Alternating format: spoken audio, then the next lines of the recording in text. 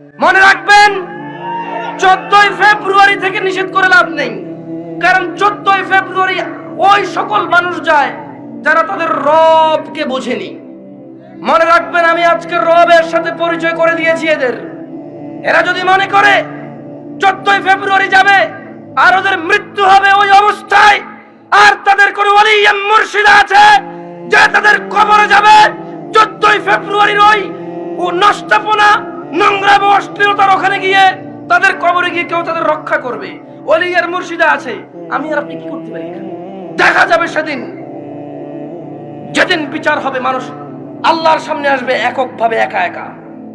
সেই দিন দেখা যাবে ইয়াউমা ইয়াফিরুল মারউ মিন আখিহি, যেদিন মানুষ পলায়ন করবে তার ভাই থেকে, ওয়া উম্মিহি ওয়া আবিহি, তার মা আর তার বাপ থেকে, ওয়া সাহিবাতি ওয়া বানি, তার ছেলে এবং তার সন্তান